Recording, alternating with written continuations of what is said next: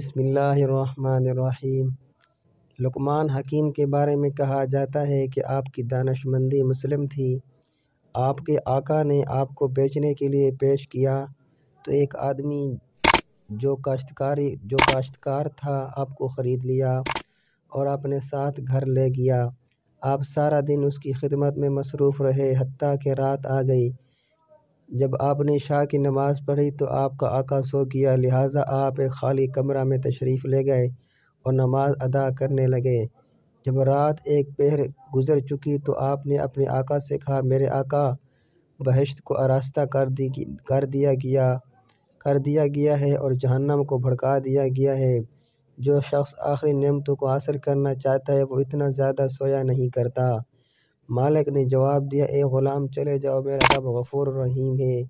یہ کہہ کر وہ پھر سو گیا اور حضرت لقمان اپنی جگہ واپس آ گئے اور پھر نماز میں مشغول ہو گئے۔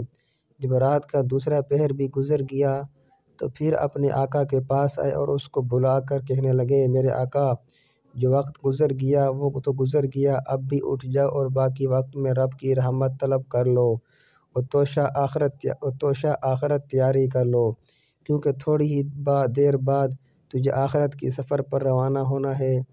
اب کے مالک نے پھر جواب دیا کہ اے غلام، چلے جاؤ، مجھے سونے دو، میرا رب بڑا غفور ہے، نہایت مہربان ہے۔ حضرت لقمان پھر اپنی جگہ واپس آ گئے اور نماز ادا کرنے لگے۔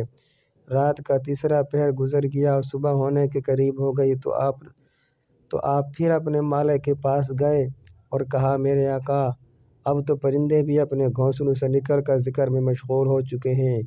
بیابانوں میں جنگلی درندے بھی اپنے ٹھکانوں کو چھوڑ کر اللہ تعالیٰ کی حمد و ثنا میں مصروف ہیں۔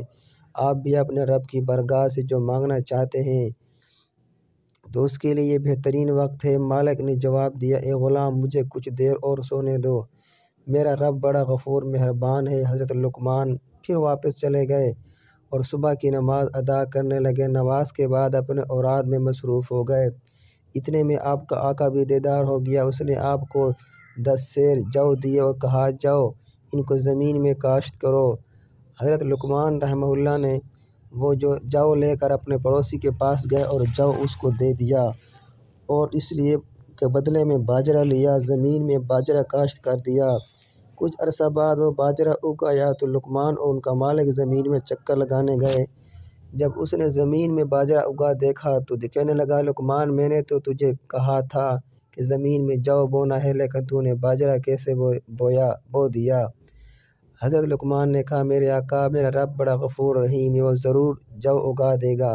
مالک نے کہا، تو نے درست کہا ہے، لیکن جب تو زمین میں باجرہ بوئے گا تو پھر اس میں سے جو کیسے نکلے گا؟